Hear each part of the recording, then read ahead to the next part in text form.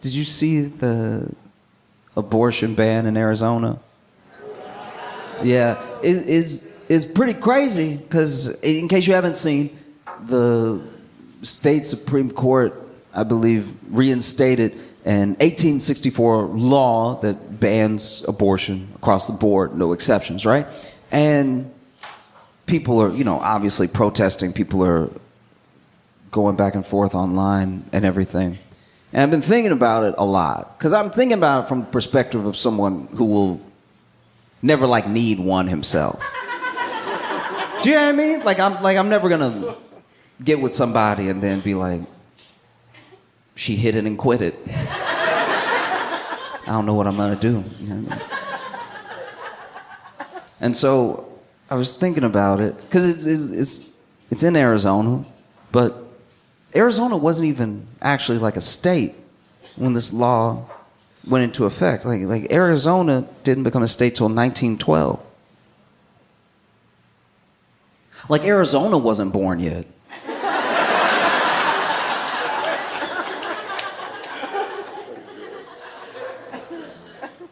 And it's such a contentious thing because it's so much about belief, right? There's one side that believes that there's murders happen. They believe that people are dying, and then there's another side that believes in their autonomy. They're like, no, you can't just come in here and tell me what to do, right? And no matter where you land, I've tried to think of a way through, like a path, right? Something that makes things a bit more fair, And I'm not perfect, and I'm not a woman, so I don't know if this is helpful, but it feels like everyone who wants the 1864 law should just have to live like it's 1864.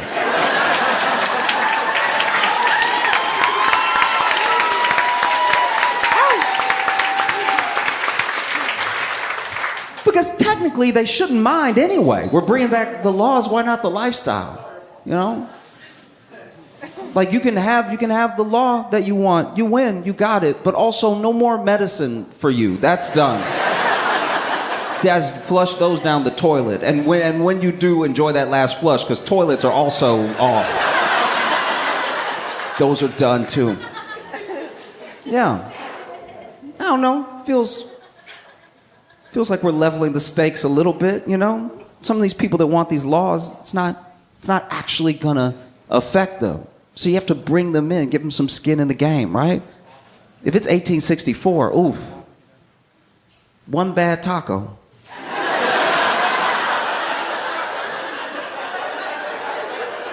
It might really take you out.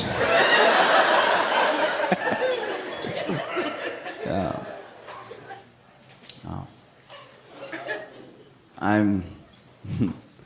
I just want a good doctor.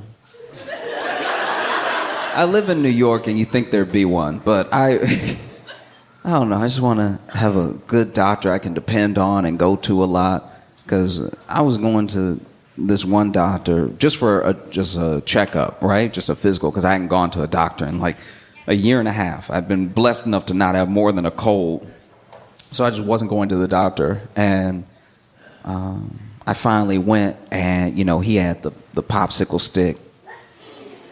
And he was like, go ah. And I was like, ah.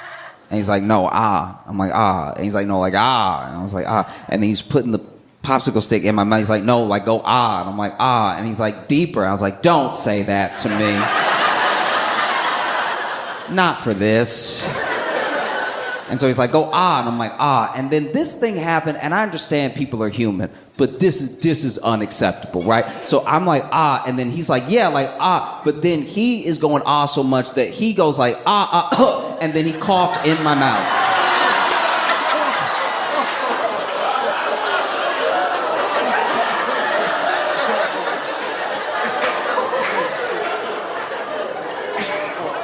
And I understand that we all human and everything. We all make mistakes, but this is half off now. You can't. You know what I mean? You're not just gonna charge my full insurance, because now I got what you got.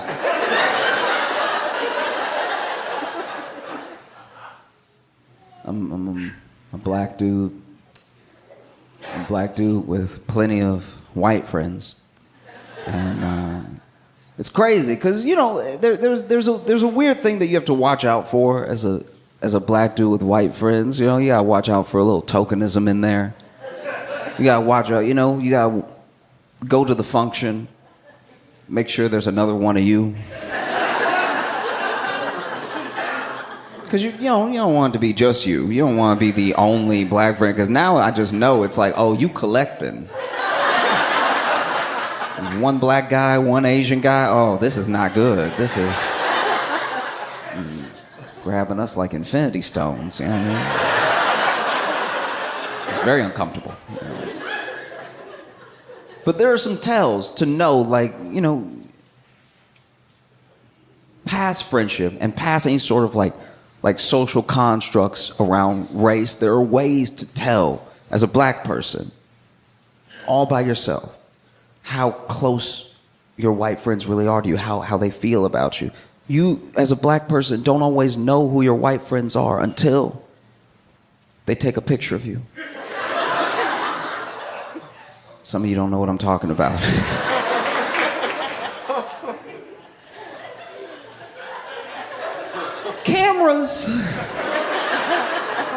Cameras weren't necessarily made with melanin in mind. And every once in a while, you'll have a white friend take a picture of you or a picture of you and them, and you don't come out looking great. And you'll show them the picture. You'll be like, what is this? You made me look like a cat. Like, what is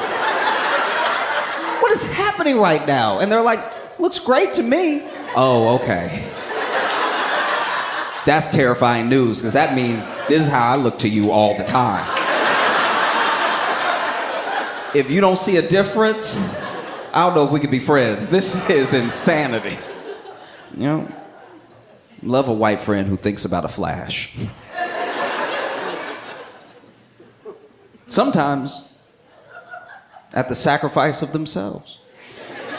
I've had some wonderful white friends who have been like, let's make sure that everybody in the picture looks good. We'll put the flash on. I don't even have to say anything. Just in my head, I'm like, wow, what a white friend. What a true ally.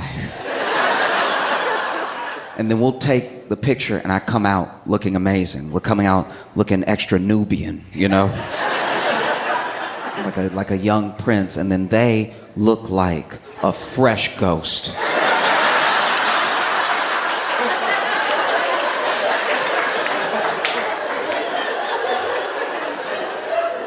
And this is where hypocrisy comes into play. This is where everyone can be a little racist, because I'll see the picture and I'll be like, I don't really see a problem here at all.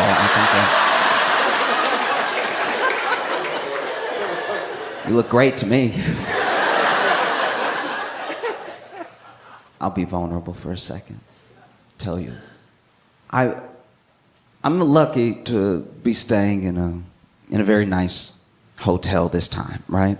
But I did a show in Detroit back in the day, and every time I do a show in Detroit, I don't really get a good hotel.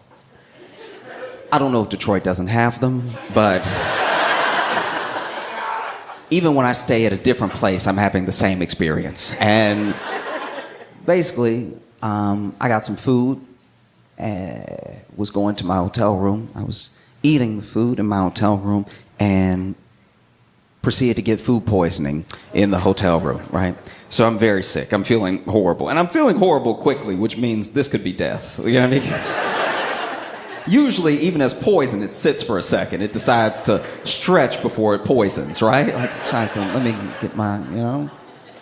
But this poison went right to work. And so I ran to the bathroom and was in the bathroom for what had to be like 45 minutes, right? Like, I say that because I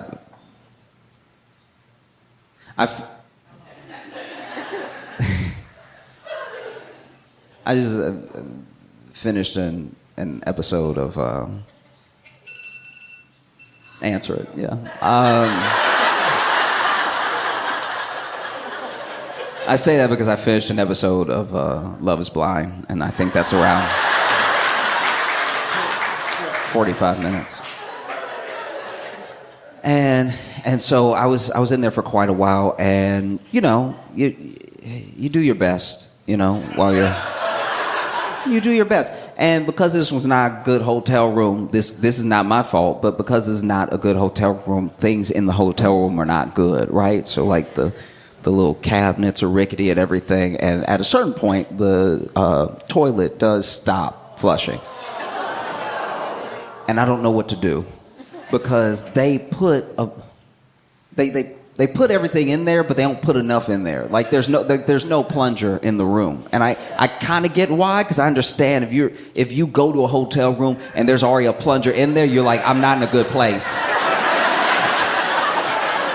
I'm not.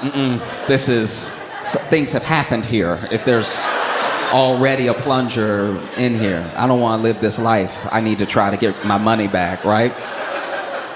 But when you need a plunger and there's not one, you are like, why don't they just have a plunger in here? And there's no cabinet with certain things like a broom or a plunger that you would need. And so I finish up. I got most of the poison out, and now I got to figure out what I'm gonna do though, because I'm in this room for 2 days. And I don't know, I personally let things bother me, and I let my mind go to place, like I'll go with a scenario to a place that it would probably never go, but I'm so in my head about it, you know what I mean? Like there's a part of me that's scared that if they know that this is me, because now I have to tell them. Now Now I'm basically supposed to go downstairs because I can't call down because the phone is broken. It's not a good hotel room. And so now I basically have to go downstairs and be like, hey, listen, I got some food from where y'all recommended, by the way, and it poisoned me. I was poisoned, and then I had to work the poison out. Anyway, do you have a plunger? That is too much in my mind to have to do with a stranger. And I was even honestly kind of rehearsing it in the mirror. Like I was just like, if I just ask for a plunger, or if I'm like, hey, do you have any extra bathroom supplies? And then they're like, toilet paper. I'm like, guess again.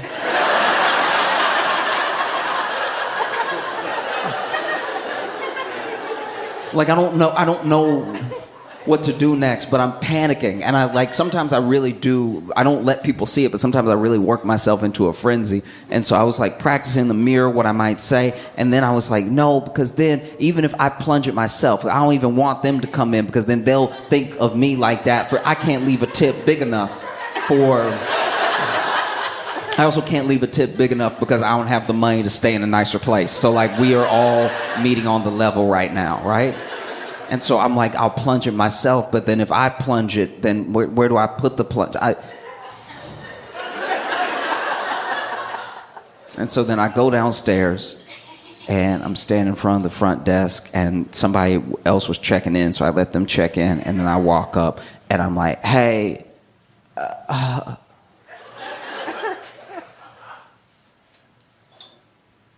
think my room got broken into.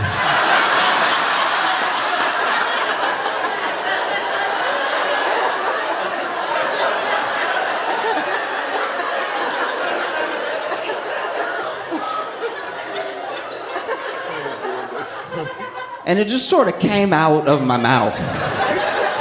But they were like, what? And I was like, oh yeah, I came back and the door was open and stuff. Y'all don't have cameras, do you? You wouldn't have cameras. This is in a nice hotel, so. Okay, y'all have to take my word for it, thank goodness. Yeah, I sort of came back and my door was cracked open. Maybe I didn't close it enough. That's my bad, but can you, I don't know. I just don't know what to do. This has never happened to me before. And so then they're like, well, let us see if anything was taken. And so I was like, oh, I didn't want this to happen either. And they walk with me back to my room.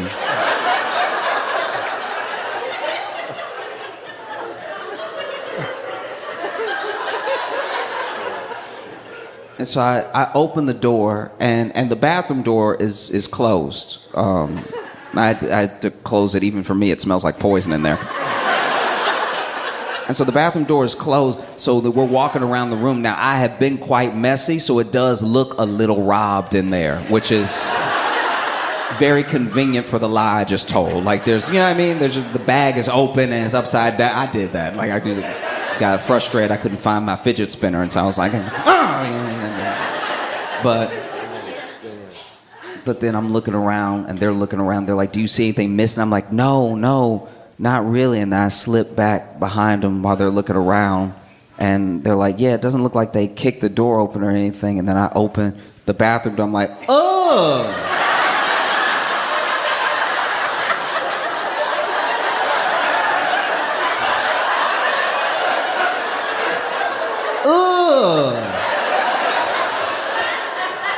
They did something bad in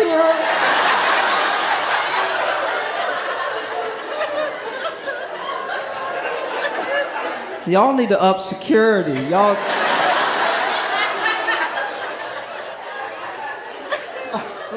Look. Nobody should have to deal with this. Do y'all have a plunger? Because I will do it myself.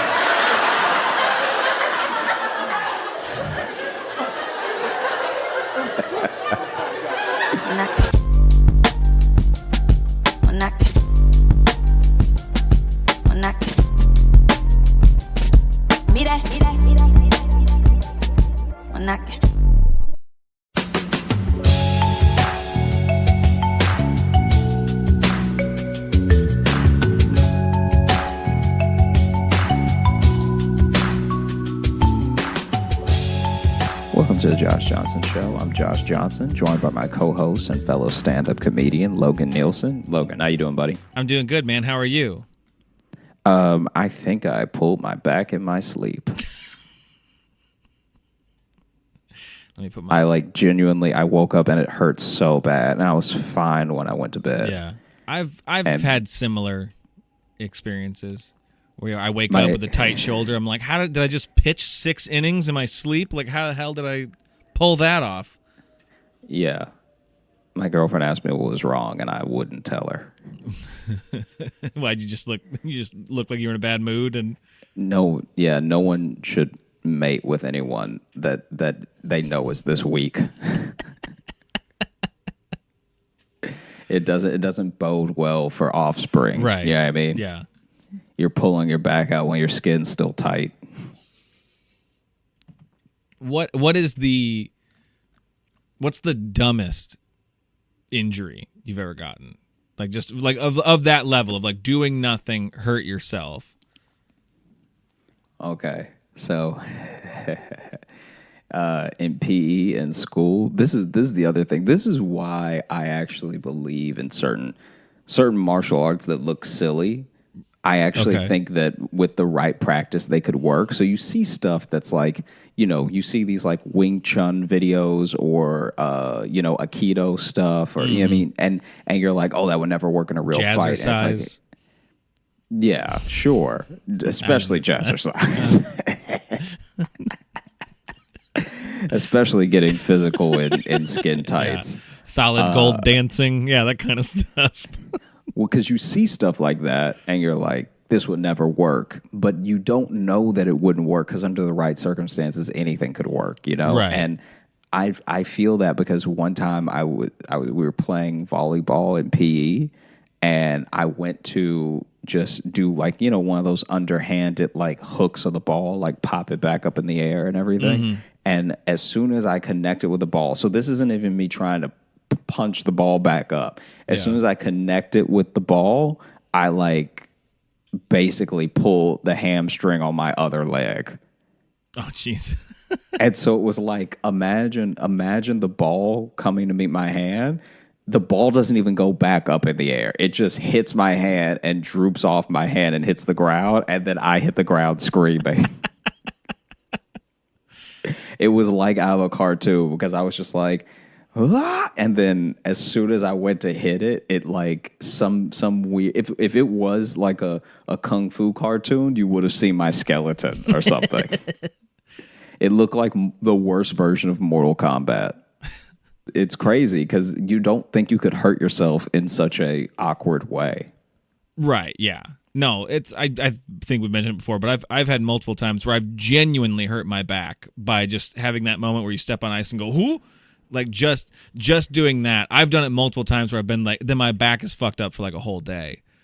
Yeah. You reminded me though of volleyball injuries. I weirdly have a couple of injuries associated. Well, one's not really an injury, but with volleyballs involved. In middle school, I remember there was a recess where we were just like, and it was like in the gym because I think it was like during the winter, and it was just like like this point in middle school for some reason we would still get like short recesses, but they don't really do it anymore. But we used to still. I remember we were in the gym and we were just playing dodgeball. We just split the gym down the middle, a lot of us, and we're just playing dodgeball. But we were like using volleyballs and just really winging them at each other. And I remember this one kid threw. I think I remember who it was, but he was like a pitcher and like a quarterback and stuff. Had a good arm on him. He launches it at me, square in the balls, just drops me to my knees. And the second my knees hit the ground, another one hits me right in the face and then knocks me backwards. So it was just like wham, wham. And then this is the only time I've ever had this like with a nut shot. Then like my balls hurt for an entire class period after that. And I went to my next class and I just sat down and like everyone kept walking by like, "Hey, you doing okay, buddy?" And I just like sat down and like put my head on the desk. I was like, "Oh God!" And then the teacher comes up and he's like, "Logan, you okay? What's the matter?" And I'm like, "Yeah, man, I just took one in the jewels." Like was my exact wording. Oh my gosh! And then he was like, "Well, okay, sorry. Science is starting now.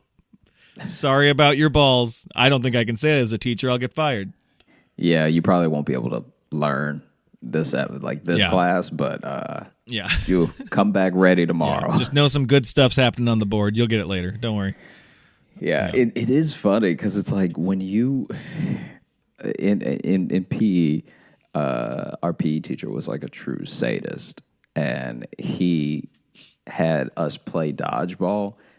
But one dodgeball game would last the entire period. Oh, really? So what he would do if you were out and you wanted to stay in, which of course everyone did at the beginning, you had to do this very weird, complicated run, like up and down the bleachers. Like you didn't just do a lap around the bleachers and come back. You had to go up the bleachers, down again. Then you had to go across the bleachers and then up.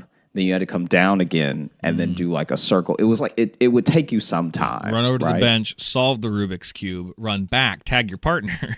Yeah, it was like the Amazing Race without any puzzles. It was just because then even when the I was Amazing Race out, without any adventure. Yeah, I was out, and then I was like, "What do I need to do again?" And he got exasperated with me, like I'm like you made it up. Yeah, like I made it up. I'm like, wouldn't it just say 4 times? Like, why are you making it this like it almost felt like he made us run that very specific course to get us dizzy so that we were worse when we came back in. Because kids were getting out and they'd run the course, and now you're coming back into the game winded. Yeah. And so you're winded, dizzy, and you got hit by a dodgeball, so you're not feeling great. What happened to just like jailbreak? Like just way off to the side, wait for jailbreak. What's this new step? Dude was a maniac. Dude was legit, like he was insane. For your PE, did you like, because since you're saying your PE teacher was a maniac, was it like all just fitness stuff all the time basically? Did you have that kind of PE? Because I found there's a lot of different tiers that people had in their PE class growing up. Like some were like, you hear about some people, it's like it was constantly like doing the running and rope climbing and like all that stuff. And then mine was like, we literally went ice fishing and did archery and did orienteering and we did rappelling and scuba diving. Jeez. We did so much shit. Horseshoes. Tennis, shuffleboard, like we did billiards one year. He would just get, actually a couple years in a row, he would just get a bunch of pool tables from I don't know where. Yeah. And we would just take over the wrestling room, and like a couple weeks would be us just getting good at pool. That's insane. I know. That's amazing. I know ours is super weird, but that seems like PE at a boarding school. Kind of, but it's like I think it was just a small school in Iowa, and like most kids are in sports, so it's like, didn't have to push a lot of us that hard, and the ones who really don't want to run are the ones who are gonna have an excuse to get out of it every other day anyway. I mean, we had a general. We went had bowling. At least what I feel is general. Yeah, Bowling. Bowling. For some okay. reason, trying to correct it, I almost said boiling. Yeah, I thought you were gonna say boiling. And Yeah, what sport is that? Yeah, no, we spent a couple weeks just boiling, crawfish. We just really got into, just gumbos, push-ups. Yeah, made us do push-ups in the water until it got hot. Now while your gumbo's cooking, you got to do wind sprints. Yeah, it was insane. Like basically, there was one where I it wasn't me, it was another kid. But am I crazy? Or yes. Does every ice? Okay, well, good to know. Now, am I crazy? But is this also a weird fact? Does every school seem to have a Scuba Steve? You're gonna need to elaborate on that. What do you mean? I guess I'm just wrong. So you feel mean like the toy from the movie Big Daddy? No, not the toy. I feel like I've been in several situations. Maybe it's just a Southern thing or something. I've been in several situations where someone named Steve had the nickname Scuba Steve. Well, I think that came from the movie Big Daddy. That's what. Okay, so I'm wondering how big that was, or if I just know like 4 guys whose nickname is Scuba Steve, and they're just not that interesting or something. I mean, I remember it being kind of a big deal when that movie was out. This is another great one that our younger listeners are really gonna, attach to. They're really gonna. Yeah, I mean, I didn't try to take us here. I'm just telling you I'm kidding. the person. I just feel like I feel crazy because I know so I've. It is weird that you knew like 4 guys named Scuba Steve, but I'm pretty sure they probably all have it just because of that movie. Okay, that makes sense. Is what I'm guessing, unless a couple of them were like scuba divers. Yeah, I mean, at least one of them probably. Yeah. Well, then I think they just watched that one Adam Sandler movie. Childhood being like, or these out, but we still got to kind of what your thesis was going to be. You know what I mean? Yeah. I just like, took every entire childhood being like, why is he named Scuba Steve and he's named Scuba, and then there's an adult named Scuba Steve. I mean, it still though supports your thesis of wondering to get us to this place of one time when we were playing, are there a bunch of Scuba Steves, and your question going to out, but we still got to kind of what your thesis. Race to the point where he calls it, where he's like, all right, from now on, if you're out, because he knew it had to end sometime. And Scuba to get us to this place of one time when we were playing dodgeball, and we were very early in the process, so only 15 minutes had passed, so only a few kids were out. They were running the laps, the weird obstacle course, and maybe we're 45 minutes in now, so there's only like 5 minutes left in PE, and it's like a tight. Somebody got raced to the point where abdomen, whatever hit him knocked the wind out of him. Right. But this is the other problem. Diaphragm, maybe. Like this is the other problem. Somebody got him in the stomach real good, and then what other way? Like I don't know if it was the solar plex or like whatever hit abdomen. Him. I mean, yeah, abdomen. Whatever hit him knocked the wind out of him. Right. But this is the other problem. Diaphragm, maybe. Like this is the other problem is whatever intestines, you throw a ball, gut. I just wanted to see how. I long mean, that's too deep. I just wanted to see how long I could interrupt you with. I mean, he would have been bleeding. Yeah. You hurt his intestines. Took a dodgeball right in the intestines. Had to have it removed by a doctor. So basically, so the ball that hit him got him. But even if you heard his, but in this was a genuine mistake about okay. in earnest trying to get him out. Okay. So basically, but even if, but in this was okay. In earnest trying to get him out. Okay. One hit him in the stomach. Right. Which made him duck from the neck. But as he came up, the PE teacher felt so bad for him. He was like, all right, I'm going to do this for my team. I'm going to do this for myself, I guess. I will have my revenge. He runs this complicated lap. He solves the lap puzzle. As he's about to run on, the PE back onto the court, just smiles like, all right, I'm going to do this other side of the face. He solves the lap puzzle. As he's about to run on, shake any of his body back onto the court, just smiling mid-sprint, and then runs right into a ball that was meant for somebody else, and it hits him across the other side of the face. Oh, that's good. As his head goes back and his arms go up, he just because the other side is already very red. I should mention Scuba Steve is white, so he's very red from all the times he's been hit. I kind of felt like it went without saying with the nickname Scuba Steve. It's true, but shake any of his body. So nasally. I don't know. It just seems as his head goes like a cherry, and so a very agile kid. So it's true, but it just I don't know. It's hard to so nasally. I don't know. It just seems yeah, and he like a cherry, and he got his arms out. A very agile kid, so he put a lot of mustard on it. Right. So you can actually see a couple of lines on Steve's face.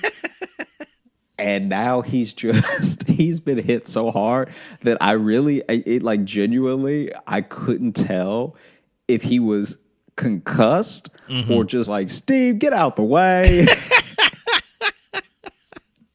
And Steve just is going like, oh God, because he's like trying to shake it off, right? Blinded by being hit in the arm and got his arms out. Oh man, I remember one knows that game. That's like Steve he's like trying to shake it off, right? That's arm and then one knows that game. That's but we were playing and you know how poor you'd have to be to but it's like they have a new version now where they do 3 flags on each side and each team has to capture all. Game go way longer so you don't have to intervene. Because they're always stealing just flags back and forth. Yeah. Anyway, that's and in the winter towards lunchtime, and we also would have lunch in the commons. So, right, so those are now winter for the flag.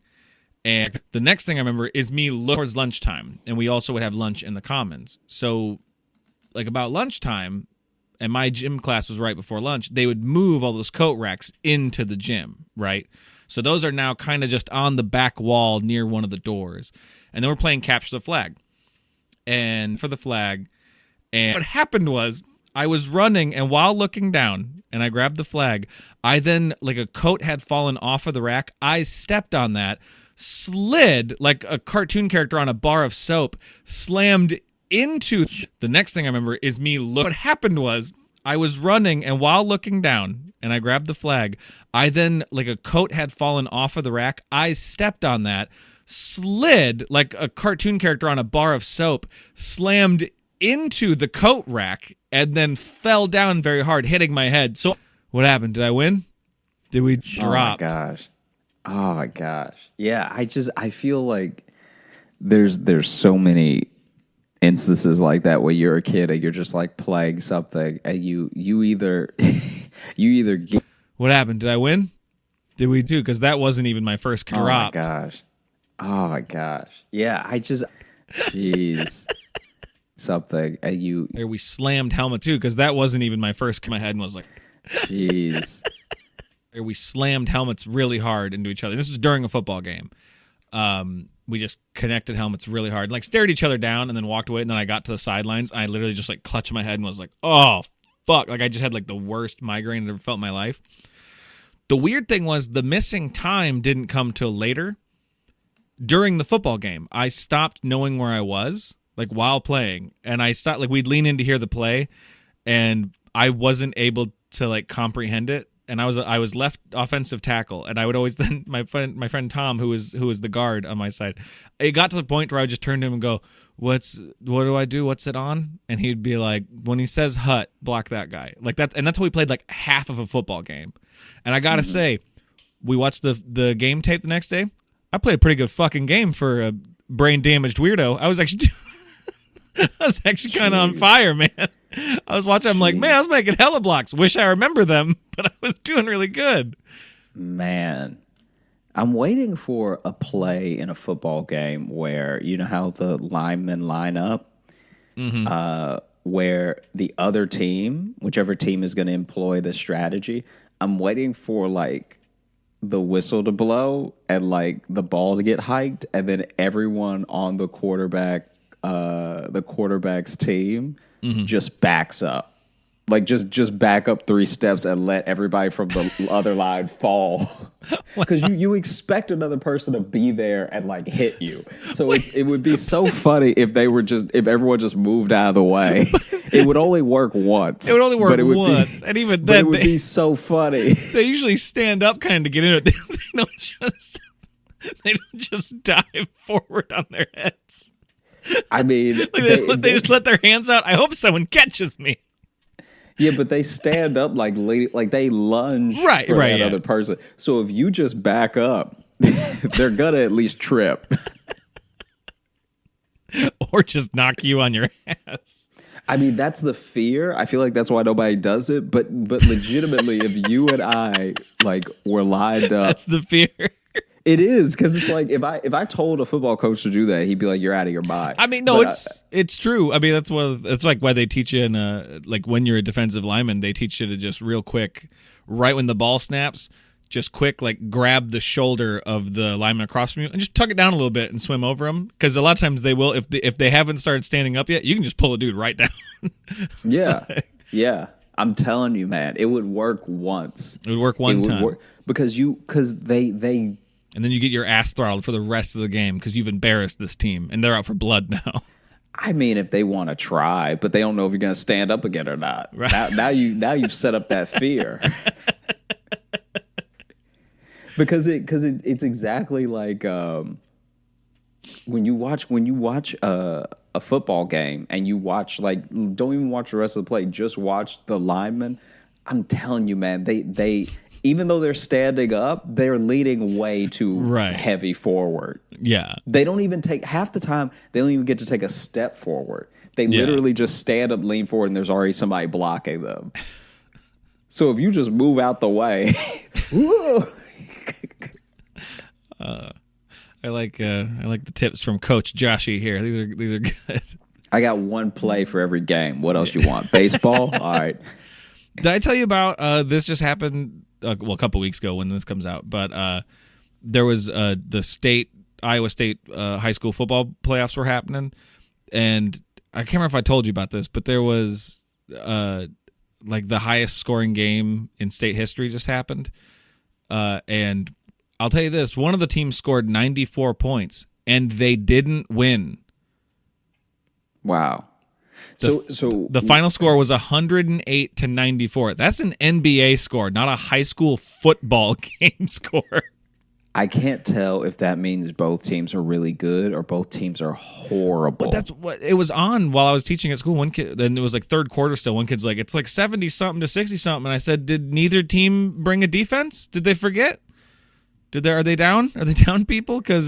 But it was just, I mean, it was 8-man football too. 8-man tends to be a little more high scoring just because I think, I don't know, you got a little more wiggle room or something, but there's less dudes out there.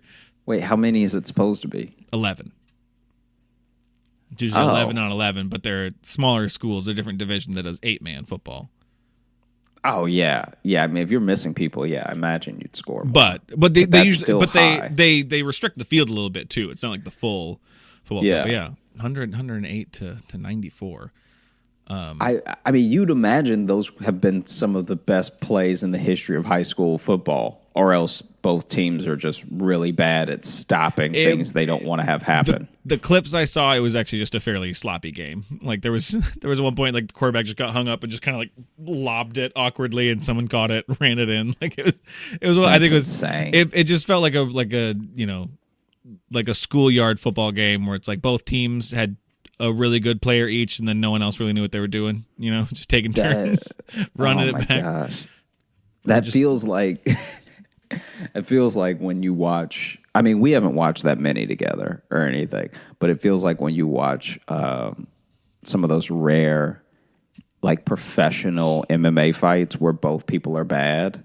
Yeah, and it's there's a lot of knockdowns. But it's not because either one of them are good. Like, no. One was a trip. I mean, it's like if you drop a pot of chili, sometimes it'll look like a Jackson Pollock. You know what I mean? Yeah. Every now and then you'd be like, oh wait, okay. Yeah. Look at that. I got to shampoo the carpet, but look at that. A Jackson Pollock is, I mean, a bowl of chili is a Jackson Pollock twice a day.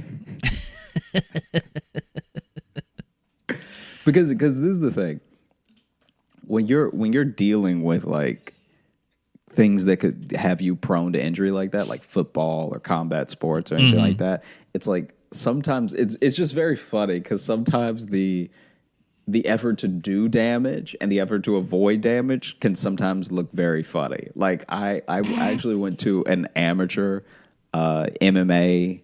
It was like an amateur promotion. So these people are fighting to like improve their record to go pro, Right. Because like, something like the UFC or something like that, you want to have an impressive record coming in, not just for you to be able to say I'll belong here, but also for them to take you seriously. And so you see a lot of these like hometown, just like homegrown MMA matches that are like, man, the ones that make you go, is this legal? Yeah. But not even, here's the thing. They used to have those in like bars in Cedar Rapids, Iowa, and I'd be like, I feel like that that shouldn't be happening. This just feels like this is just sanctioned assault. It feels like kind of really. Yeah, what people don't seem to understand with those two is that only a handful of them are like really bad. Like really bad, sloppy, you don't want to look at the person's face, Right. Their face is burger. Usually they're bad because they end very quickly and they're one-sided. So I actually watched one of them. I have no idea what happened to this guy, but he was beating he was beating everyone on a dominant level. Like he was beating them, not even in a way where you're like, this man is skilled. This dude at one point, which this isn't even legal, you should never do this. This dude was beating another guy so badly that then the guy jumped him to try to go for a guillotine choke. If you don't know what a guillotine is, it's basically when you get someone in a headlock and then you try to choke them out leaning back, right? Yeah. And this guy was not only not being choked, was not like responding to the choke at all. Yeah. He stood up with the guy still on him, took his mouthpiece out so he could take some deep breaths, then put his mouthpiece back in and slammed that dude to the ground. When he took his mouthpiece out, I was like, guys, you need to stop this fight. This isn't a fight. This isn't a fight. And the only He's about to eat him. Yeah, the only person who doesn't know it is the guy who thinks he's choking him. Yeah, the only one who doesn't know he's losing is the backpack. The guy who's like, are you out yet? Is he standing up because he's out? Is that him quitting? Yeah.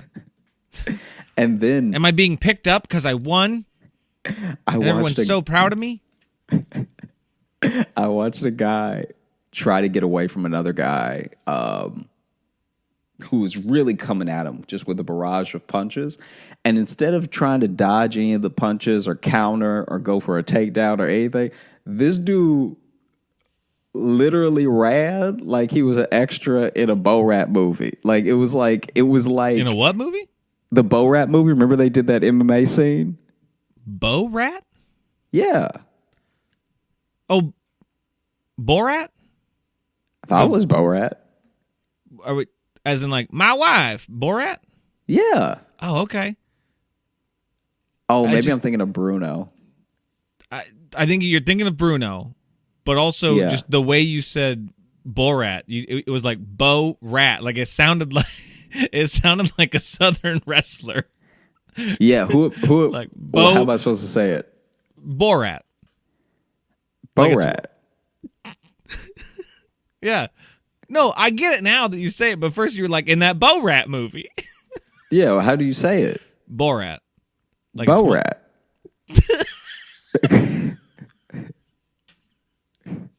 I want to be very clear. I'm not like laughing at your pronunciation. I'm just laughing at how you keep doing it the same way. It's well, I'm trying to hear how you're saying it. That's different from Borat.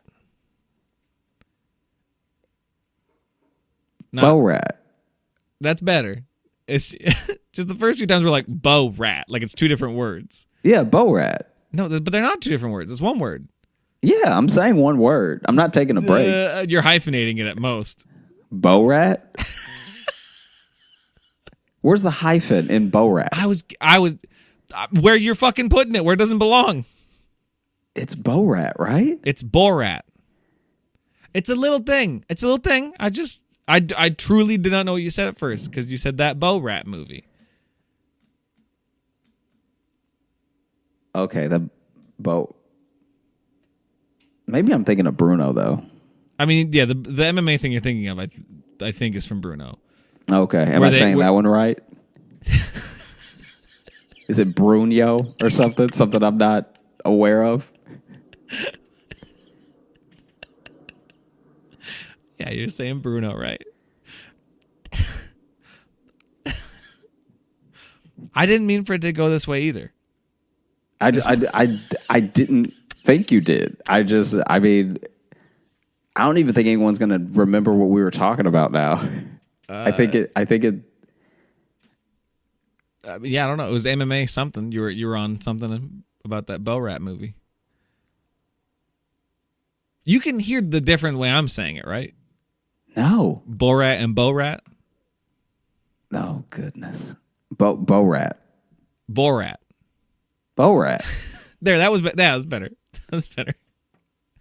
But that's what I've been saying the whole time. No, you have not. The first few times you said Bo-rat, and that is just not how it's pronounced. Borat.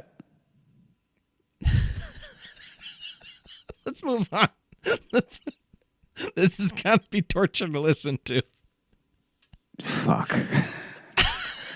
Oh no, dude! Don't... I can talk more about getting concussions. Let me feel better. Yeah, the guy just ran from him a lot. Oh no! I took away his confidence. Oh, I'm sorry, bud. I wasn't trying to make fun of you. I was just trying to clarify because I didn't. No, I didn't think you were trying to make fun of me. I was also confused.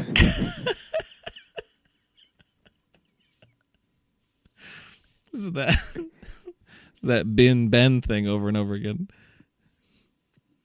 Did we actually leave that in? Yeah, I believe so. Oh, jeez. Okay.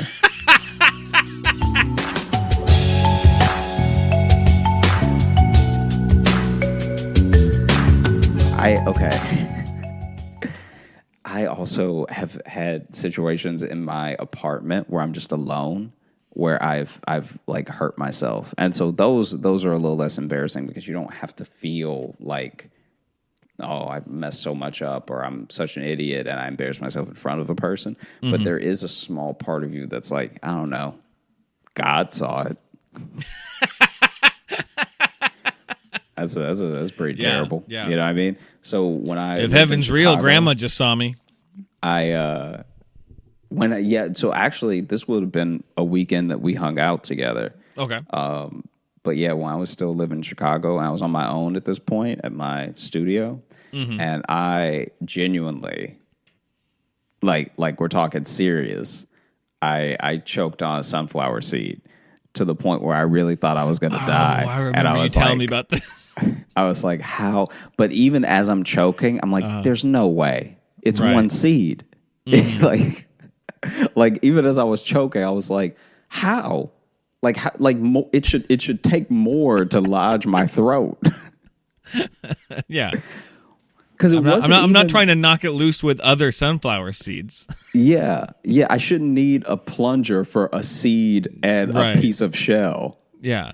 Because it wasn't as if I was choking as in I couldn't stop coughing. I was legitimately choking like my throat was stuck. Jeez. And I was like, how? Like, even if it went sideways, I should be seed, fine. not the shell. Like just the seed? It was the seed and it was a little bit of shell. And my throat was closed. Wow. Yeah. And I was like, what am I going to do? And I almost tried to give myself that self-Heimlich. You know what I'm talking about? Yeah, where you like slam on a chair or something. So, Or you just fucking pile drive yourself into the back of a chair and hope whatever you're gagging on comes out. Yeah, I'm familiar. I beat my own ass across the apartment because, so I'm choking, right? Yeah. And it took me maybe 2 or 3 seconds to realize, like, oh, it's been a while since I took a breath. I'm really choking. And then I didn't have a chair. I didn't own a chair. Yeah. Yeah. So I just slammed myself against the kitchen counter. And it wasn't even the angle, because you're supposed to put the chair under you a certain way and then You're supposed plop to get down on it. the aforementioned diaphragm. You're supposed to kind of pop right there, but you're No. I just body slammed checking yourself and then like a fucking self-hating hockey player. Just and then I was like, oh my God, it's not working. And so then I did it again. oh god, this is how it ends. This is how it's over. So then I also was thinking, like, okay, but normally when you're choking, before people give you the Heimlich or something, they slap you on the back. So maybe if I just slam No, my back, fuck off. No, no. on. I come didn't get a on. running start or anything, but basically I tried kitchen counter, right? And then I was like, that's clearly not working. That's only hurting my chest. And so then I just went against the wall behind me, like. So I didn't like slam myself against the wall, but I just tried to bounce my back against the wall like someone would slap your back if you were choking, and that also didn't help. So then I was like, if I can like maybe like dig it out with my finger or something. I already know how this is gonna go. And so then I put my finger in my mouth. And I was like, I was definitely choking worse, but it wasn't like lodging it. God damn. And then finally I took as much, like, cause I didn't have that much air left. Like I was really panicking. Yeah. And so then I just stood there, like just stood center of the little kitchenette that I had. And this is like after the finger thing. And then I just like really punched my own chest, like really like gave it like some beats. And that sort of knocked it loose. God damn it. I want to apologize in advance for laughing very hard at your funeral, because your death is going to be hilarious. I don't know how it's going to happen, but it's going to be some cartoony shit. Your fucking obituary is going to read like a Marx Brothers movie. Like it's going to be. Dude, it's like it was so scary because we're also talking about a period of like 30 seconds. Like, right, it's not, but that feels really long when you're choking. Oh, and there's yeah. and this was, you said this was your studio? Yeah. Okay, yeah, so there's that moment too of living by yourself. Because I had that too, living in that basement unit I had in Chicago, where if anything happens, you're like, oh fuck, no one will find me for days. Yeah. And I had a dog too, so my thing was always just like, it depends. You know, I won't be mad at her if she needs to eat me to survive. If no one's found me in like a week, if she like goes like the second I'm done breathing, I'm gonna be mad at her. I'm gonna be upset.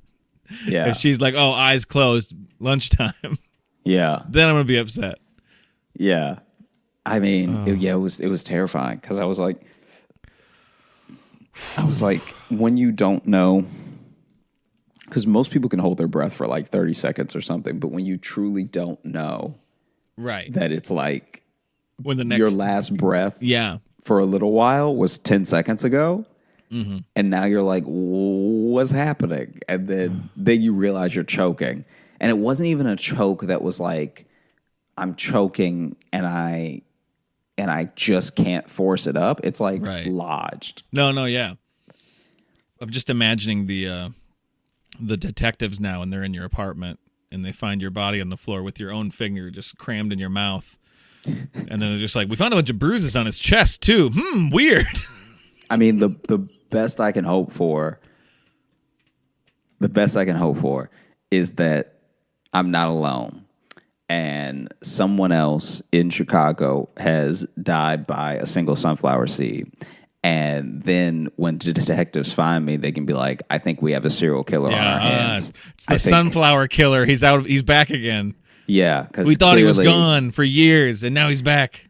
He clearly beat this young man and then left his signature one sunflower seed. Made him kick himself to death. It should be funny, the idea of murdering someone by holding their own finger down their throat. Just, I don't know why that's a funny visual. It's a horrible thing, but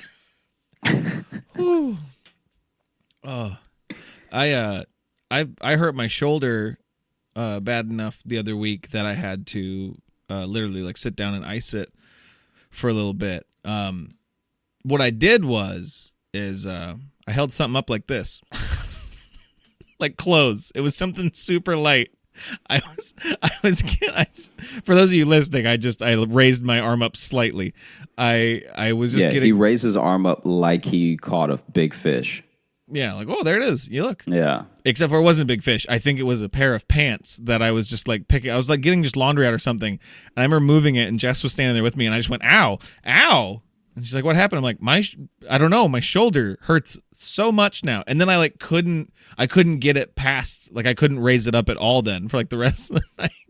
And then this is where, it's fun to live with a nurse, because then she made me sat down and like ice it and wouldn't allow me to do anything. Here's the thing. It even kind of actually is a little hurt just doing this right now. I got a fucked up shoulder though, so that's why. But yeah, I fucked up my shoulder from a different injury, which is actually it's my other concussion. Let's get into this. Let's get into this, Josh. This is my tying it all together. You know me.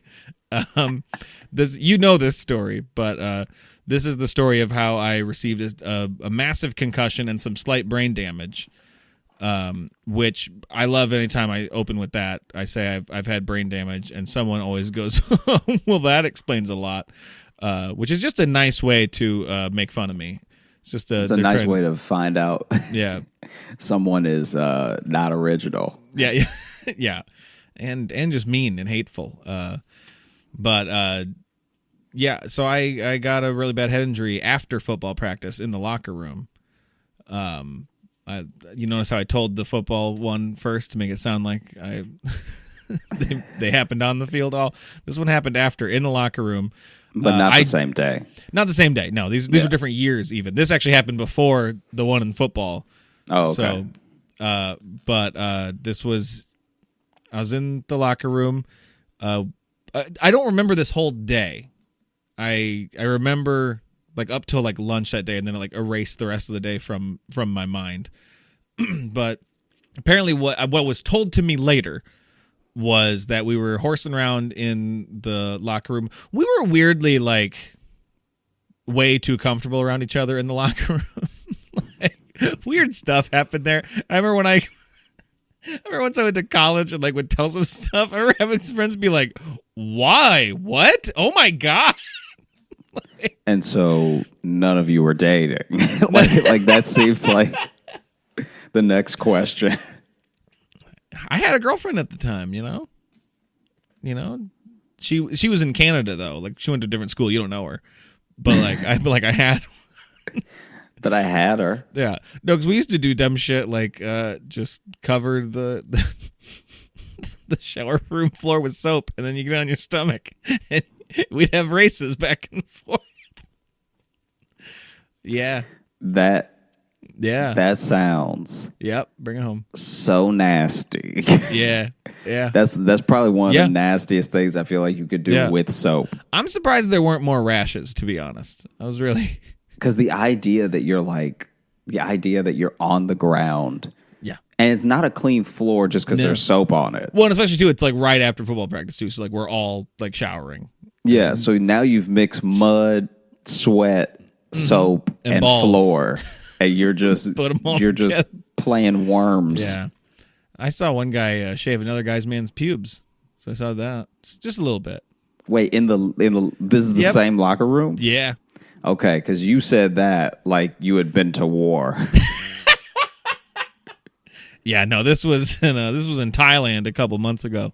Had nothing to do with this story, but I just thought I'd tell it.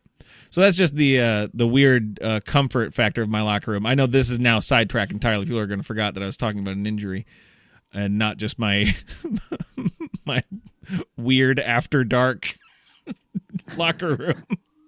But anyway, after dark, broad daylight. Yeah, yeah. Like y'all would do all this weird stuff in the locker room and then just go to class. Well, or is football practice after school? Football practice after school. Yeah. Okay, because you know how some sports they do like some during PE, and then some of them they do like before school. Like that was a big thing with soccer. Soccer sometimes would be before school started. Some like volleyball and like basketball would do that, but football I think that's kind of harder to do. And then your kids are all banged up for school. You know? Yeah, banged up. Now go learn math. Yeah, yeah. But then, but was told to me then. So I brought that up because there was always like horseplay, and apparently, this is a volleyball again came into play. I guess first someone was throwing on a football, I guess, just like in the locker room, like bouncing off the walls, trying to hit everybody or something like that. But apparently, then a volleyball came into play, and I guess I was trying to. I'm now out of the shower and in like the locker room area, and I turned to like run away from someone with the ball, and then my feet slip. And then I just come down completely on my head, and then my friends are all like laughing. They I guess they all thought it was a joke. And then I started shaking. I think they thought I was doing a bit, not realizing I was having a massive seizure actually. And that's part of where the shoulder injury comes from, because landing so hard on my shoulders, and then they said I actually probably seized so hard I probably actually hurt my shoulder because my body locked up so hard. Yeah. And then a giant pool of blood gathered around my head, and then my friends were like, "Oh, no," and so luckily, blood and soap. And balls and floor and sweat. Yeah. Then my friends just started sliding around it back and forth. Good time for a blood race, you know. This is the nastiest floor known to man. And then, luckily, someone had just come down who was dressed. Because again, everyone had just gotten out of the shower. So I'm also just laying on the floor, covered in blood, surrounded by naked men. And I hope that's the only time that happens in my life. I really I hope that's not how it ends for me. Is in this I don't know, gangbang gone wrong. But I mean, really, no banging. It's just sort of a naked gang. I meant if it happens now. Yeah. Just a weird. We were playing strip poker, and then one day I don't know what happened. We didn't do anything, officer. Yeah, it would be hard to explain why so many people are naked. So many people naked. That is a tough one. Naked person. Yeah. And once if two answers are even close to conflicting, sorry, you're all murderers. Sorry. Yeah. All of you. All you did it. Everyone did it in this version of Clue. But then luckily, I guess someone had just come down who was dressed, and they were like, "Call 911." And so they left. And then my friends, bless them for this, they saw me laying there, and they're like, "Well, I guess we should dress him," which they shouldn't have done. You shouldn't move somebody who's laying there with a head injury. But so they decided to try to put my gym shorts on me, but they got both my legs into one pant leg of the shorts. And I know this because one of my few memories is from waking up in the ambulance on the way to the hospital. And the lady above me just goes, Logan, you fell and hit your head. Like, are you okay? Like, how are you doing or whatever, checking it. And I just said, my balls hurt. And then I passed out. Oh, my gosh. And then I woke up in the hospital. I wake up in the hospital. I'm surrounded by friends. And, like, my parents are there. And my football coaches are in the back. And then I see my little brother's there with another friend of his. And they had a JV game that night, too. That will become important in a moment. But I wake up and I just ask what happened. And my friend Randy, who's there, he goes, you fell and you hit your head and you are in the hospital right now, so everything's okay. And I go, oh, okay. And then I look down at my arm and I see the IV in my arm, and I act fake perplexed. I'm like, oh, what's this? And everyone just goes, ugh. And I'm like, oh, okay. I was just trying to lighten the mood. I didn't think it was going to bum you guys out so much. And then I look up at my little brother and I go, did you win your game tonight? And he goes, no. And I said, pussy. I was in high school. That's why I said that. I don't talk that way anymore. Don't cancel me. But I but I said that to him there, and everyone just goes, ugh. And I'm like, what? I'm like, why is everyone mad at me? I'm in the hospital. You're supposed to be nice to people in the hospital. Why is everyone mad at me? And then my friend Randy just goes, you've done that 8 times. My brain was like trying to restart, and it was just skipping like a record. So I would wake up, ask what happened, make the same joke about the IV, and then call my brother a pussy, and then I would pass out, and I'd come to, and I would do it again. And I just kept doing that over and over and over again until the last one that I remember, because that's the only one I remember, and the only thing I remember from that day then really was that. So... a couple things. Yes, I'm just a couple. One, that must be so scary for your family, friends, everything, to think that you're about to be the worst version of 50 First Dates. Just every day. Just every day you tell the same joke, you call your brother a pussy, and then you go to bed. Yeah, me and my brother definitely wouldn't have the same relationship we do now if it had been, honestly, 17 years of me just calling him a pussy every day. The fact that you did it 8 times, if I'm your brother, I got to start to worry that you mean it. Be great for that. On one of them that I don't remember, he was just like, listen, motherfucker, and like everyone like held him back. No, I don't care. I don't care where he's laying. I don't care. I don't care. We can sell this now. Yeah. All right. Talking shit's talking shit. I don't care what bed you're in. Yeah. And then the last thing, which I didn't include in the couple things, I actually had I won't get into it now. I'll save that for I'll save the story for a different day. But I had a similar thing happen to me. But that? I wasn't. No. I was not the person who had the concussion or anything. Oh. But yeah, basically way back in the day, this girl broke up with me, and then and then she hit her head real hard, and then a week later broke up with me again. No. But not like, it wasn't like as dramatic as yours. Right. She literally like played lacrosse. She hit a pole, lost some time, and then just forgot she did certain things. Wow.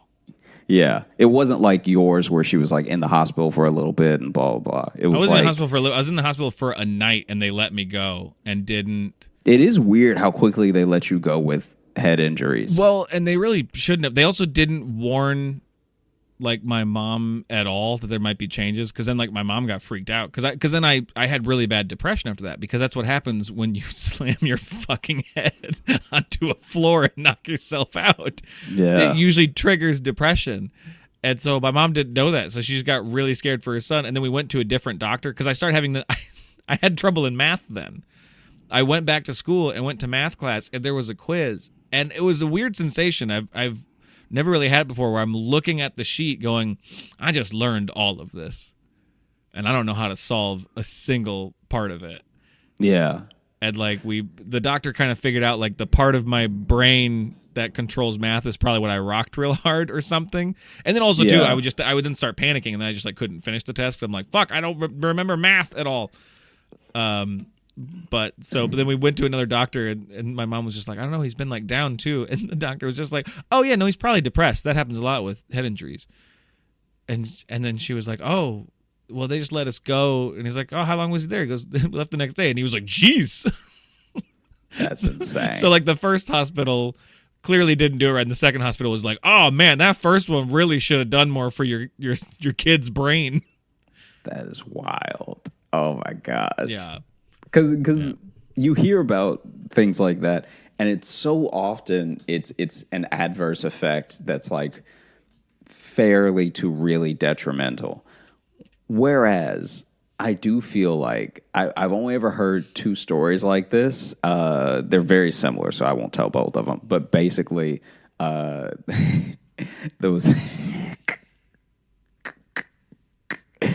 a kid in high school who at least says that his uncle fell off a ladder and hit his head really hard, and then was way nicer after. Oh, I've heard stories like that. Right? Yeah. Like Yeah. you only usually hear about like this adverse effect, or obviously it can cause depression. Right. It can cause like all of these other problems. But you rarely hear about the times where it's like, oh, he hit his head really hard. He had a really bad concussion. And then he really learned to chill out. Yeah. No, because it wasn't as if he had a bunch of adverse effects plus he was nicer. It literally, he was like a more relaxed person after that. Well, not me. I was a real miserable fuck after that. Still am. No. I mean, I was depressed for a while, but yeah, you did, punch that guy. Who? What? I was just trying to make something up of you being super aggro. Yeah. You burned down that bar that wouldn't let you do a show there. Yeah, you did choke that guy at Starbucks. Yeah, but like I kept saying like it's Logan, and he was like Lucius on the cup, and I'm like, you fucking idiot. All right. Well, we'll see if you can remember my name when I burned you with this coffee. Yeah, exactly. Now you remember my name. And I was walking out, and he was like, curse you, Loudon, Yeah, he was filing the police report. He was like, I think his name was Lucas. Crazy dude. Yeah. No, but his brother was with him. He kept calling him a pussy. Out of nowhere. That's always been something that's I found very like interesting and, sometimes troubling is some of those effects after the fact, because it's like you also don't know, it's so hard to tell some of it because with things like with your thing, right? It's like, oh, these are stark differences in how I was before. But with other people, especially when they're even younger than you were, it's hard to tell because you're like, is this how they were gonna be anyway, or is this the injury, or is this the, you know what I mean? And so I'm glad that, especially for your part, you really like overcame those general effects and were able to get the help you needed. Like obviously it wasn't easy, but it took some doing, and some of it took years. I didn't really get a lot of the depression till later because it just hung there. But yeah. The weirdest thing was kind of like trying to retrain myself in math without. Like, cause then I just had to get good at. I taught myself just to get good at like fast math again because that was my junior year of high school, and then the prom theme that year was like a night in Vegas or whatever. And I remember with a friend, they like had like gambling tables in there, but you were just like gambling for like prizes or whatever. But we were playing blackjack, and I remember very distinctly the severe panic attacks like I was having inside adding up to 21. I was playing it off like I was bluffing, but really I was just like, I don't know what these add up to, because I was just like, math was fucking with me. So, and I was in like algebra 3, by the way. Like I was in like good level math and doing okay until I hit my head so hard it kicked the math out. You fucking monster. No. What it is that I'm imagining you in the movie 21 or something, And then Kevin Spacey, whoever, is like, we got a real shark at the table. Yeah. No one ever really knows what he's thinking or what he's trying to do. And then it's just you sweating, being like, all right. Yeah. I got a jack and I got an 8. Jack plus, because you're not just doing math, you're doing card math. Right, yeah. Which is another layer on top of the fast math you're talking about. Yeah, just imagine if you ever watched like a poker tournament again or something. Just imagine those cool guys who are sitting there with sunglasses on. Imagine if in their head they're just going, "Oh God, everyone knows. Okay, everyone's looking at you. Everyone's looking at you. Oh, they know you're stupid. You're stupid. You're a stupid idiot." Because that to me, it's like, but the fact that you were bluffing it actually makes it so funny because you're sitting there and then people are like, man, Logan got ice in his veins. I was playing all stoic, and keep in mind too, it's prom, so I'm in a full tuxedo, just looking dead serious at a blackjack table, trying to look really, really stoic and serious. When really in my head, I'm just like, now 4 + 2 + 5 is. Oh man. Yeah. Logan just keeps saying, hit me. Man, he must have got all the threes. He busted 4 cards ago. What's he doing? Just refusing. No, hit me again. You're not even in anymore. It's between 2 people, and you're like, from the side of the table, hit me. Yeah. You want to know the weirdest thing, though, that I remember, though, from that incident? Because I just have, like, flashes of stuff. But the weirdest thing was when you can't go to sleep, like when you have a severe concussion like that. Like they come and they wake you up every so often. But they had me, they would always ask me what words they gave me. They gave me 3 words to remember. And then so every time they woke me up, they'd be like, hey, do you remember the 3 words? And I could always get 2 and not the 3rd one. But now I'll like never forget them because it was apple, banana, and tube. But I would always get apple, banana, and I can never get tube, which I think is on purpose to have like those first 2 go together and then a rogue one, you know?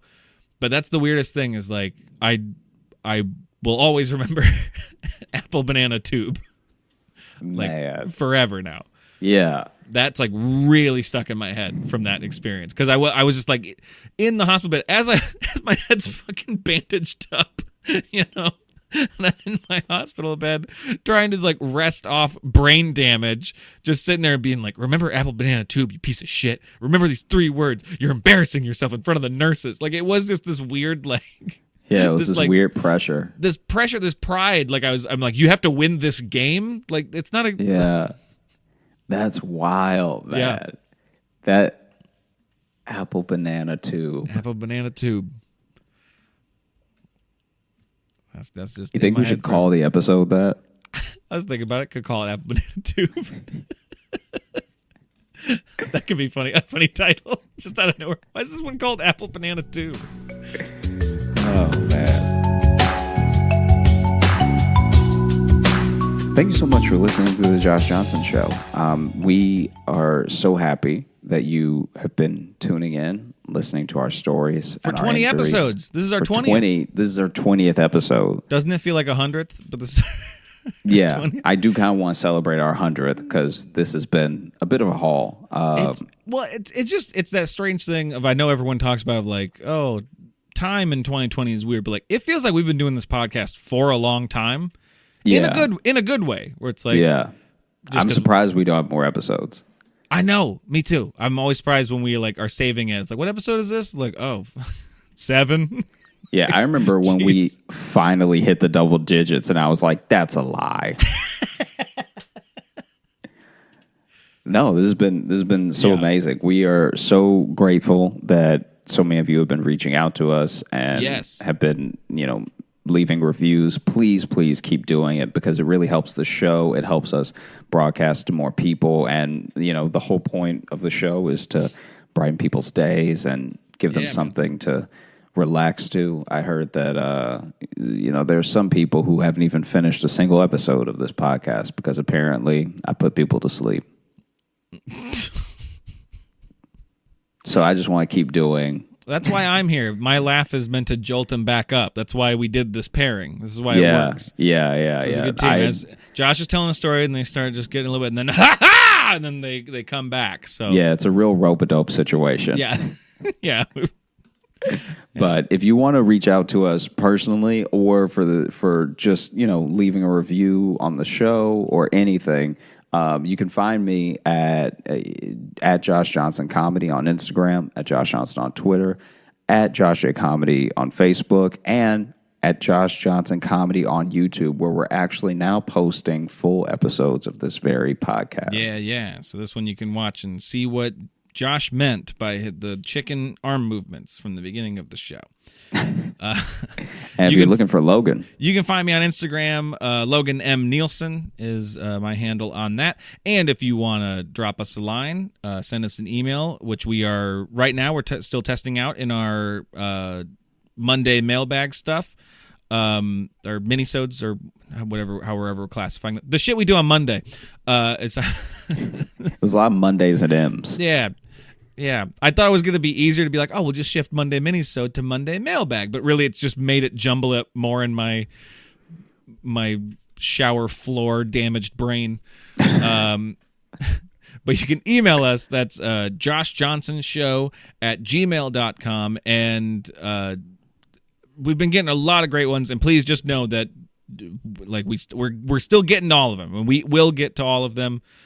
Don't worry, we're gonna get there, 'cause we've got a couple people kind of like, we had one that repeated again, like this is the same one, just to like remind us, which I appreciate too, but it's like, don't worry, we have too many cool people who listen to our show who want to drop us cool lines and fun topics too that we're gonna get to. I'm excited, so make sure you check those out. Yeah, keep even if you've left us something before, please leave us something again. We'd love to read it, and we'll read it on the show. And we've made a whole show out of reading it. And we've read stuff from Price a couple times, and I have more from him we're going to get to. So yeah. So don't worry. Email, even if you've sent us an email before, email us again. We love hearing from you. And I believe, too, if you get on Amazon Prime, you can watch Bo Rat 2. That's out now. You can check it out.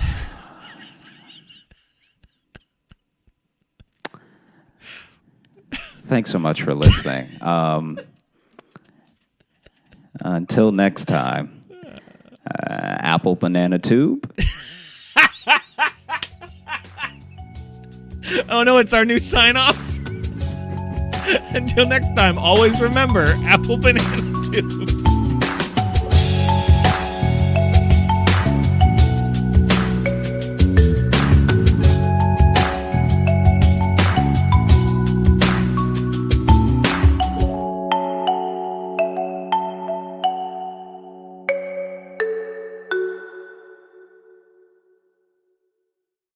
Do you think it's weird that we put serial killers to death? No? Okay. It's just...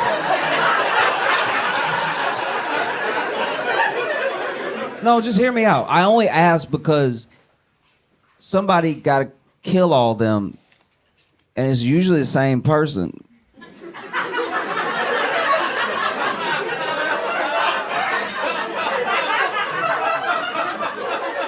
So isn't an executioner just a serial killer that made it? Like, isn't he just like the industry plant of serial killers? Like,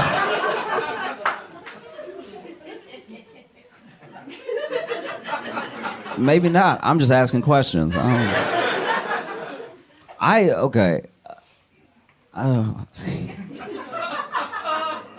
Y'all probably won't like this. Okay. I saw this story and it blew my mind. I still can't get over it. Okay. There was a guy in, I think it was Indianapolis in the 60s maybe, and he was essentially like, they didn't really have the words for it back then, but he was a serial killer, and he killed, and I think he killed and ate 8 women, right? And they caught him because he just got sloppy. He became a hoarder, you know what I mean? And it was pretty easy. Once they walked in, they were like, there is evidence everywhere.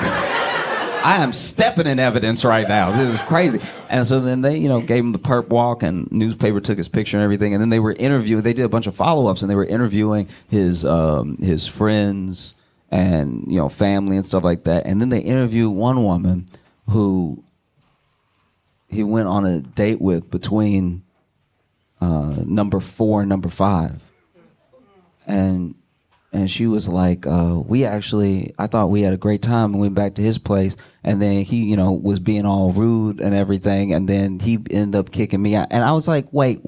As I was reading it, I was like, is she mad she didn't get eaten?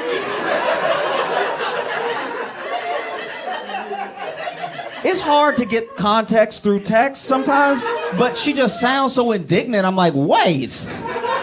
She doesn't even sound like, oh, thank goodness. She's like, what's wrong with me? Like, why? Like, all right, I'm delicious, okay? I bit my lip the other day and it was fire, all right? You don't know what you miss. But yeah, she said that, went back to his place. They were chatting and everything, and then like, I don't know. He just, all of a sudden, he was all rude and stuff, and then ended up being like, I think it's best if you just go home. You know what I mean? And there was a part of me that was like, look, maybe they were having a great date, great conversation, and then whatever was so special about this woman, he was like, I can't do it. I can't. She's too good of a person. Like, I got to get her away from me. Let me be rude. Let me just kick her out, something like that. Save her from me. But then the other part of me was like, no, I think this is the most annoying person that's ever lived.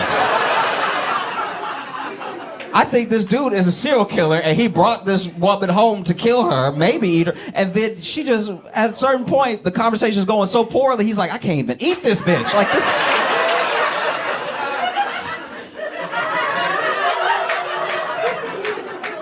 Like, showed a picture of her kissing her cat on the mouth or something. He was like, Some things are just disgusting, all right?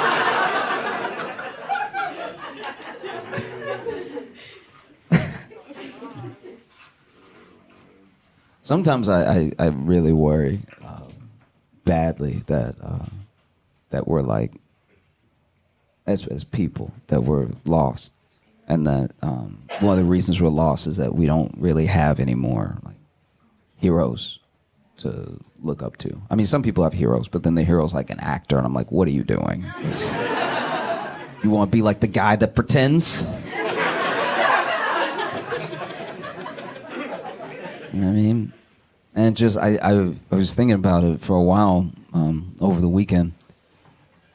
Because what we used to have was very little access to anyone we considered a hero. And because of that lack of access, if you really wanted to know about this person, if they became famous enough in their own lifetime, there'd be a person that came, a writer that came and followed them around for years, maybe decades, and then they wrote a biography. And we didn't even give a second thought to how biased it probably was, or how much the writer may have come to love this person. We were just like, okay. Wow, what a great human.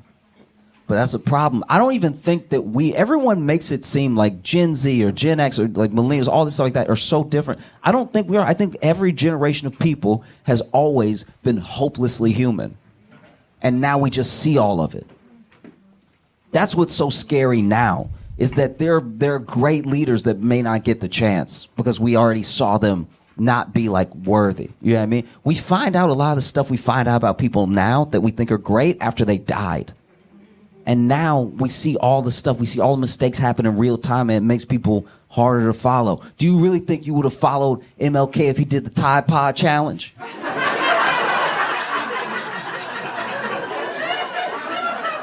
Do you think if a young MLK in high school was like, oh, all right, this is Martin here,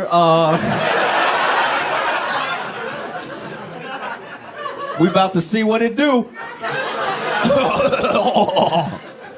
And then 5 years later, he's like, march with me. They might beat our ass, but come on. No. I'm scared that's what's happening right now. I think that there's a brilliant, young, but smart for her age, wise old soul. There's a incredible person out there right now, a young Angela Davis right now, twerking. And like feet on the wall too, like nasty stuff.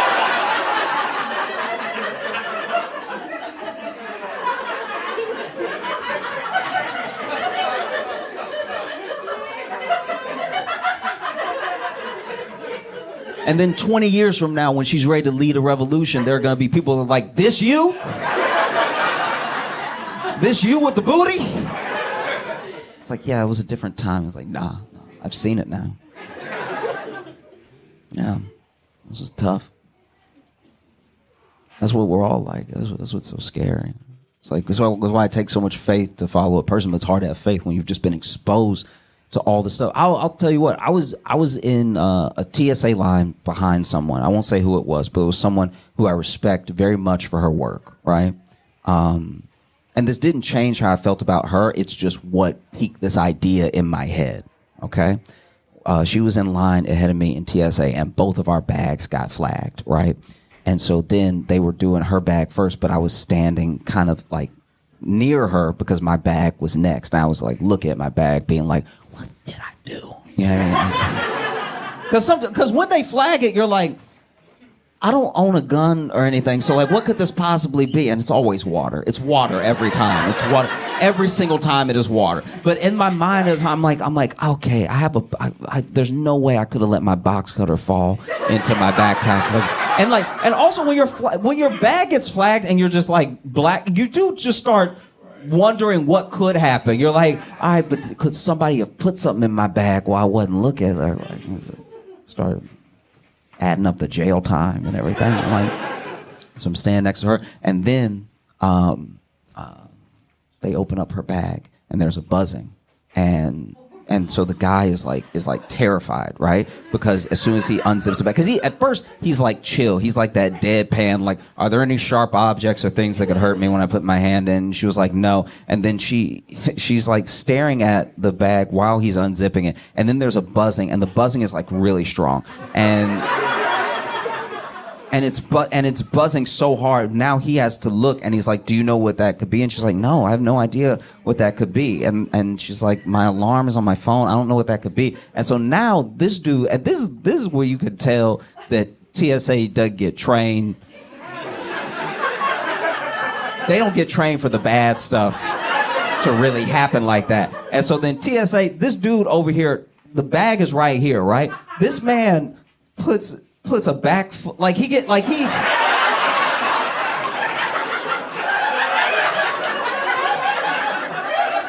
took a step back and bent his knees like he would run. And I'm like, but then what are we supposed to, because you're not telling us to back up. And you're not calling for backup. You just over here unzipped it through the flap. And then he starts taking some of her clothes out and everything, takes some of it. And like, when I tell you, like, look, I know it's gonna sound like I'm being hyperbolic, but I'm being like genuine. When he goes to lift like another clump of clothes, because they're not careful when they do this. They're not like, oh, you folded everything so neatly. I'll just take 3 shirts at a time and move them out of the bag. They just grab and so he goes to grab, and when he ended up grabbing, what he grabbed was whatever was buzzing, and so then it was in his hand for a second, and then this man audibly screamed, right? So then he over here grabbing stuff out of her bag, and then he grabs it, and you can hear it gets louder when it's in his hand, and he pulls it, like, and he's like, oh, oh!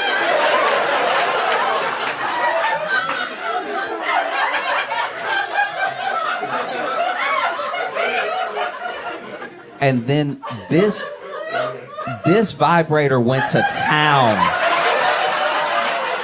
on that table. I've never seen, because it wasn't, okay, I don't know how she used it. This seemed like, maybe I'm just vanilla, but I wouldn't be able to handle something like this because it was jumping on, so it wasn't just moving along the table. It wasn't just,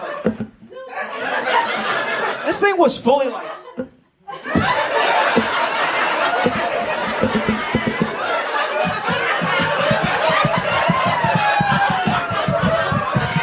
this motherfucker started breakdancing on the table. And then she was like, oh, that's my, he's like, I know.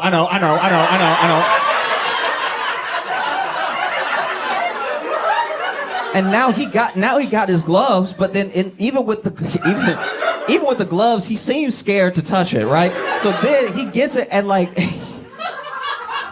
I'm not acting like I would have known how to turn it off right away, but this really was getting away from him. Like it really was like he finally grabbed it and he over.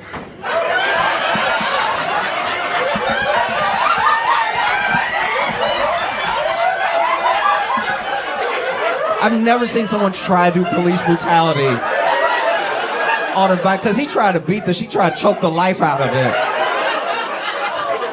And then he finally accidentally turns it off. And he breathing all hard like.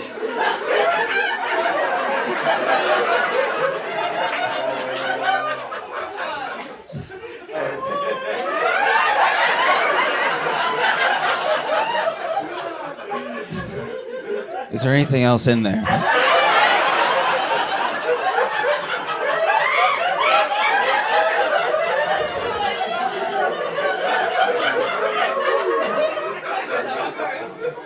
And she was like, no, that's the only one. And he's like, all right, you're good to go. Puts in, then and it did make me laugh at the moment. Like, so not only did he put it back in the suitcase, but then he really like put her clothes back like he was trying to kill it. Like he was.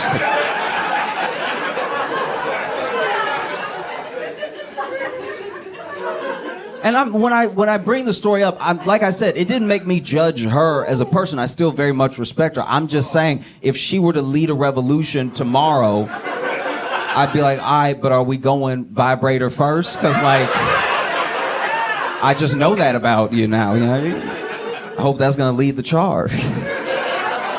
You all have been phenomenal. Thank you so much. I'm Josh Johnson. You have a good night. Nothing.